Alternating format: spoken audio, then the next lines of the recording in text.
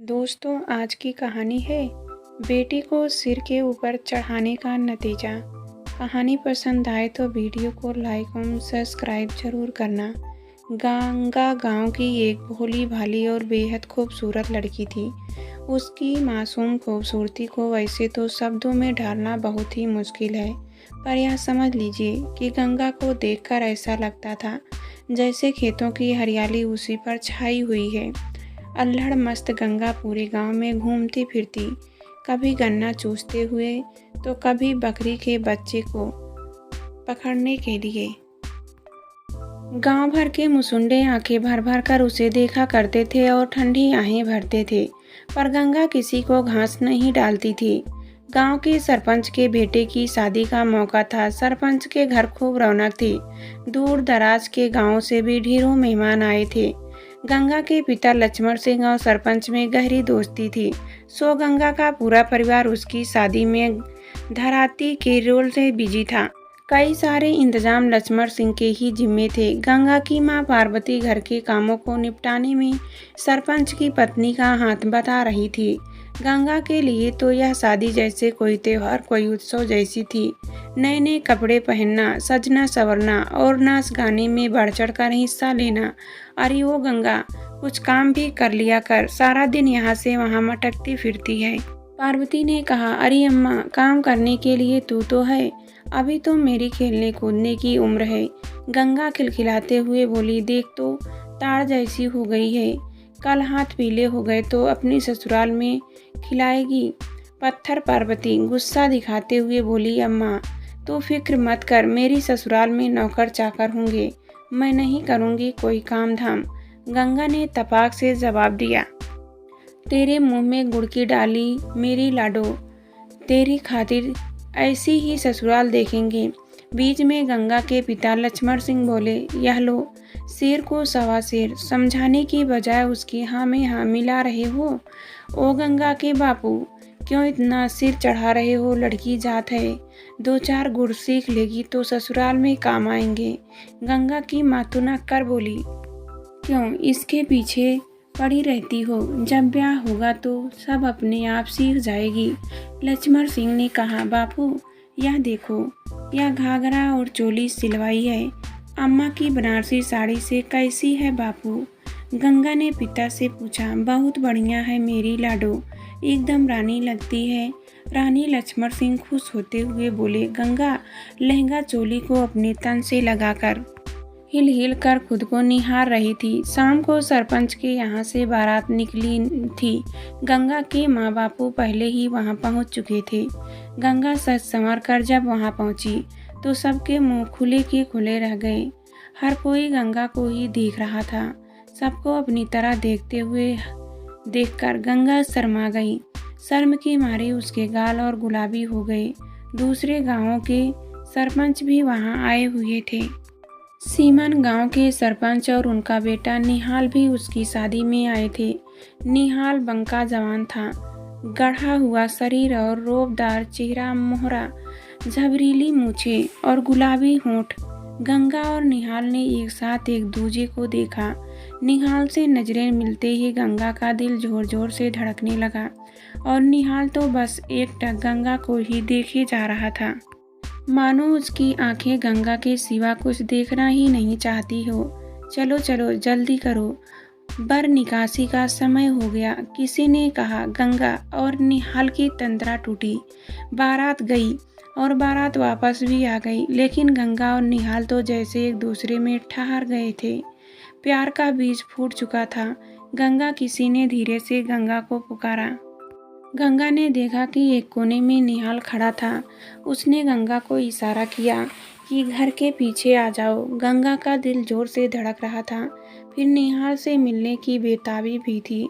सबकी नजरें बचाकर गंगा घर के पिछवाड़े में पहुंच गई, जहां निहाल बेसब्री से उसका इंतजार कर रहा था। गंगा निहाल ने गंगा के कान में कहा।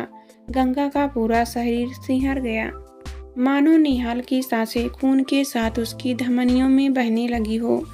हम आज अपने गांव वापस जा रहे हैं। निहाल ने गंगा से कहा। यह सुनकर गंगा की आंखों में आंसू आ गए और उसने पलकें उठाकर निहाल को देखा। अरे पगली, रोती क्यों हो? अब मैं तुम्हें ब्याह कर हमेशा के लिए साथ ले जाऊंगा, निहाल ने गंगा के आंसू पोंछते हुए कहा। गंगा थर थर कांप रही थी। निहाल ने उसका माथा चूम लिया। गंगा को ऐसा एहसास पहले कभी नहीं हुआ था। वह लता की तरह निहाल से लिपट गई। निहाल उसे उठाकर पिछवाड़े में मवेशियों के लिए बनी कोठरी में ले गया। गंगा सुध-बुध खो बैठी थी और निहाल बेताब था। उस अंधेरी कोठरी में अचानक बिजलियां चमकी। कई सारे जुगनू टिमटिमाने लगे। जज्बातों की बारिश जैसे थमने का नाम ही नहीं ले रही थी। बाँध टूट गए। कुछ ही पलों में सब कुछ शांत था, मानो एक भयंकर तूफान आया और फिर थम गया, जो छोड़ गया कुछ निशानियाँ जिन्हें अब गंगा समेट रही थी। गंगा, मैं जल्दी ही आऊँगा और तुम्हें अपनी दुल्हन बनाकर ले जाऊँगा, निहाल बोला। गंगा शांत थी। उसे कुछ कहने सुनने का समय ही ना मिला। निहाल फुर्ती से कोठरी से बाहर निकल गया। गंगा पिघली जा रही थी। निहाल के प्यार और इस अनोखे एहसास से घिरी गंगा कोठरी से बाहर निकली। निहाल अपने पिता के साथ वापस गांव के लिए निकल चुका था। गंगा नहीं जानती थी कि जिस पर उसने अपना सब कुछ लुटा दिया है वह कौन है, किस गांव का है और उसे लेने कब आएगा। मदमस्त लहराती चंचल गंगा एकाएक शांत और गंभीर हो गई थी। रात दिन आहट रहती कि अब निहाल आए या उसकी कोई खबर ही आ जाए। कई महीने बीत गए पर निहाल नहीं आया। पार्वती और लक्ष्मण तक समझ नहीं पा रहे थे कि खिली खिली सी उनकी बेटी क्यों पल पल मुरझा रही है। नदी किनारे बैठ आंसू बहाती गंगा हताश हो गई। उसका धीरज अब जवाब दे रहा चुका था।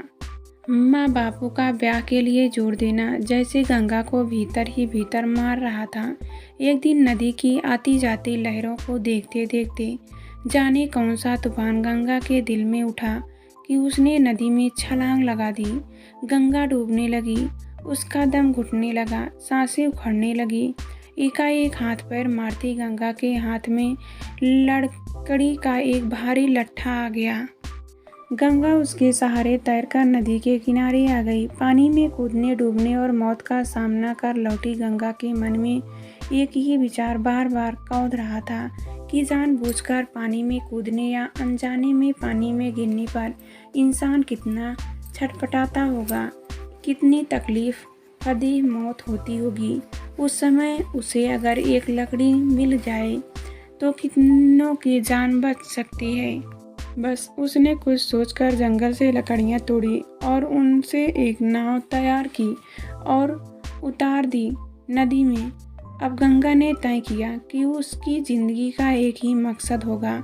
वह इस नाव से अब सबको पार लगाएगी और डूबतों को प्राण बचाएगी। गंगा अब नाव वाली गंगा कहलाने लगी।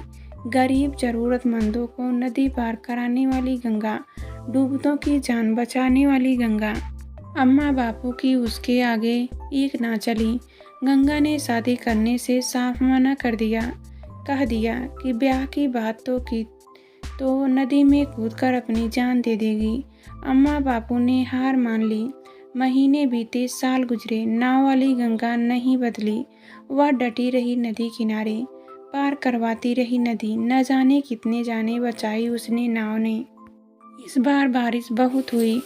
कई गांव के खेत खलियान, घर जमीन सब बाढ़ की भेंट चढ़ गए।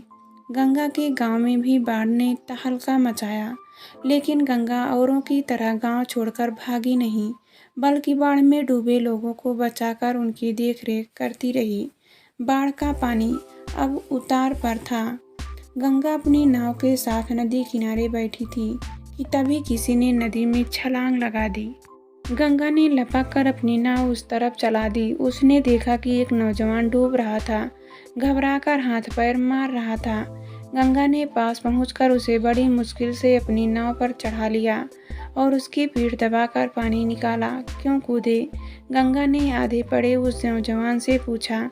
मेरा तो सब कुछ लुट गया है, खेत खलियान, घर जायदाद सब बर्बाद हो गया। और परिवार भी सब बह गए। अब मैं जीकर भी क्या करूँगा? क्यों बचाया तुमने? उस नौजवान ने उल्टा लेटे हुए ही जवाब दिया, तूफान तो आते हैं और चले जाते हैं, पर इसका यह मतलब तो नहीं है कि ज़िंदगी खत्म हो गई। एक तूफान से क्या घबराना, हिम्मत करो और फिर जीना शुरू करो। हो सकता है किंतु सब कुछ बहुत अच्छा हो जाए, गंगा ने कहा। इतना सुनकर यह नौजवान उड़ पलटा। गंगा का मुंह खुला का खुला रह गया। निहाल, गंगा बुदबुदाई। निहाल गंगा को देखकर हैरान रह गया। मैंने तुम्हें धोखा दिया, उसी की सज़ा मुझे मिली है, निहाल रोते हुए बोला। गंगा की आंखों से झरझर आंसू नहीं बह रहे थे। गंगा, क्या तुम मुझे एक मौका और नहीं दोगी? निहाल ने गंगा की आंखों में आंखें डालकर पूछा।